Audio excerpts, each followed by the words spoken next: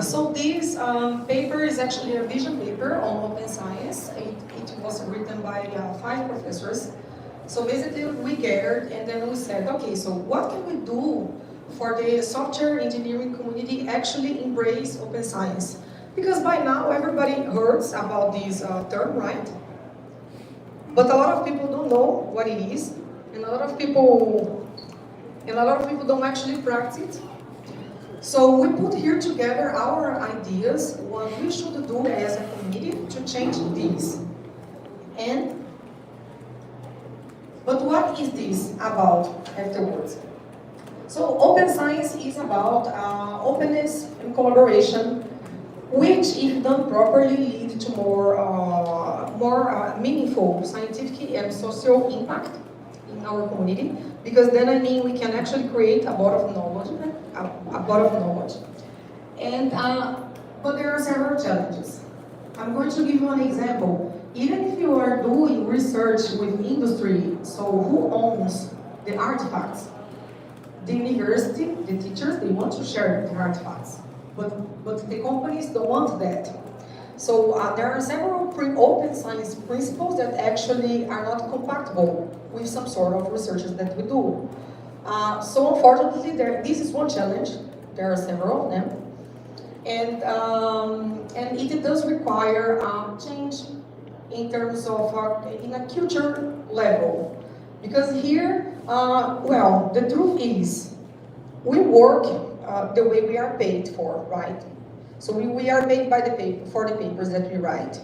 So nobody really cares about the artifacts. Not nobody, some people do.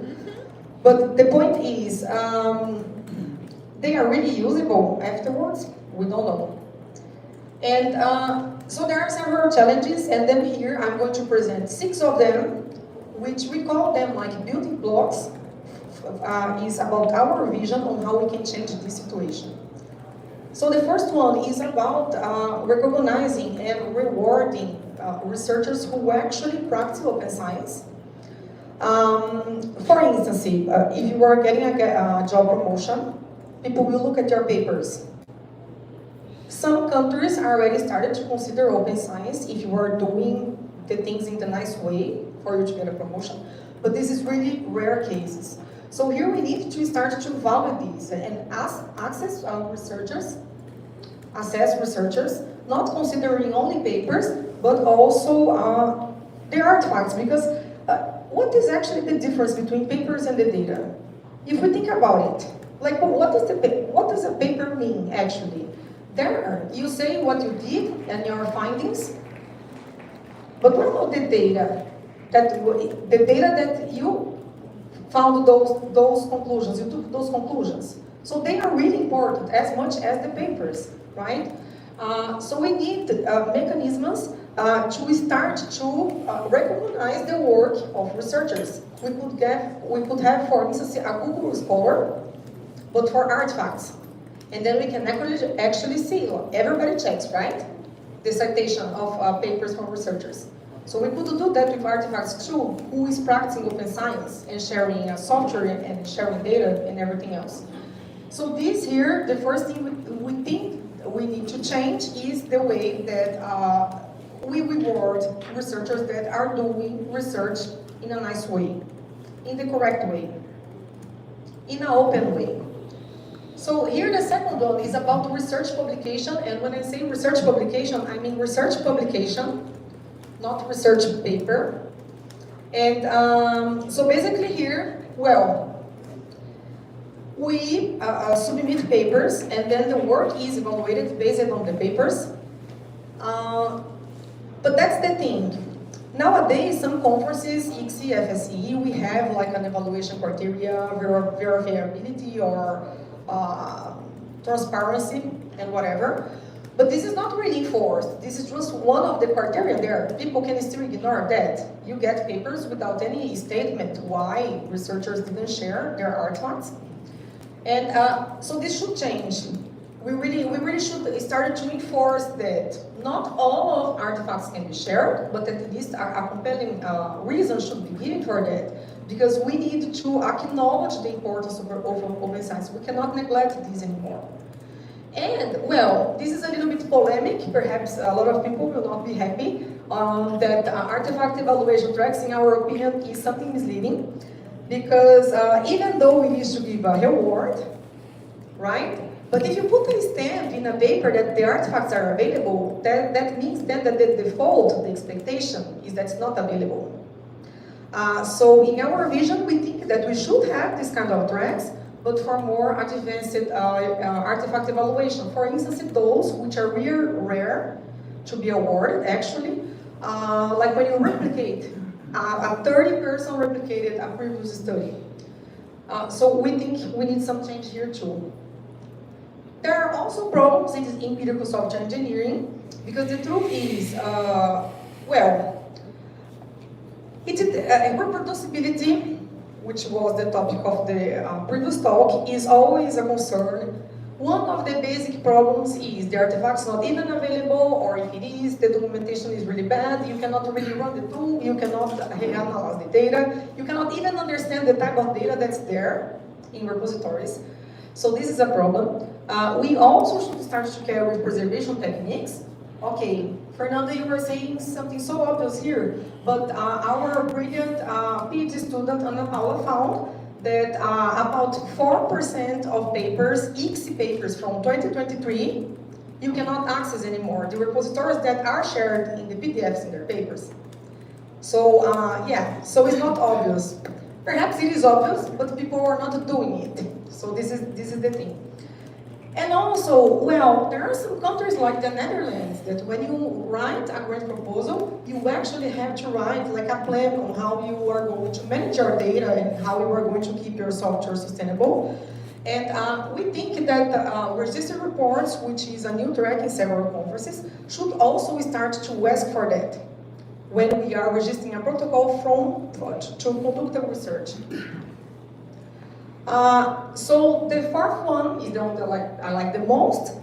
In the paper it is written differently because I already changed my mind about it. So here, research software is something that, it's something, it's not like data, which is static.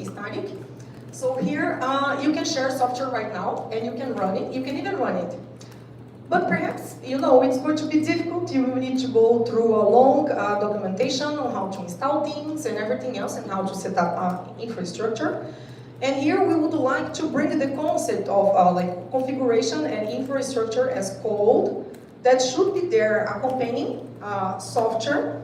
And this would be easier we can see two good scenarios for this. First of all, for people to replicate and reuse anyhow the software.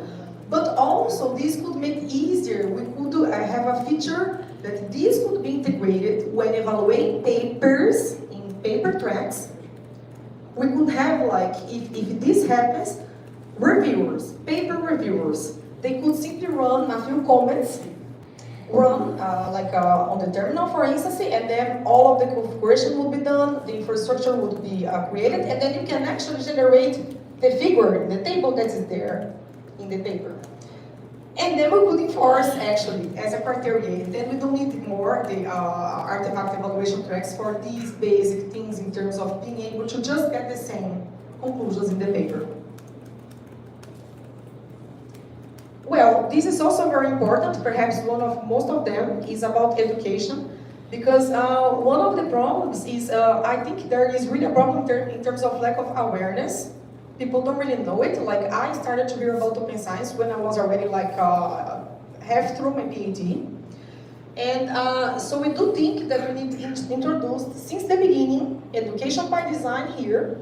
When a PhD student, enters in the course, we should have a course. We have a course of methodology, right? Research methodology. So why can't we have one about open science? And then we will be training researchers to do things since the beginning and not just, okay, let's write a paper, we don't care about the artifacts, and then perhaps we put it there in a repository and we don't care about that anymore. No, because we think that the artifacts, they should follow all through the research when we are writing the paper. And the last one is about open science tooling. There are several in many ways, not only in terms of data or developing software, but also in reviewing artifacts. So we are aware that there are some of those, but still, like there are several challenges. In Anna's work, our PhD student, she also found in several ICSI papers that one of the most reasons why people don't share data is because it's just too difficult to make them anonymous. And yeah, it takes time, that's the truth. Everybody knows that sharing good artifacts is difficult and time consuming. So we need to work more to create these kind of tools to help researchers. Because then if it's faster, people will also do it more. And at the end, so we put these 6 building blocks together in this figure in our paper, because we don't think one single thing will do the trick. We need here a series of actions so we can actually embrace open science in software engineering. And our idea is that we call the community to start to instantiate these building blocks. Because we cannot do that all the time. So, let's start to work a little bit with education, and then we do some tools too, and then all of this together, we believe that is going to help us change this scenario in our community. Takeaway message. So we need to start to treat open science as a first-class research requirement, and not just something as secondary, just because the founding agency is asking this to you. Thank you very much, and our paper is open access on archive. So yes, and questions?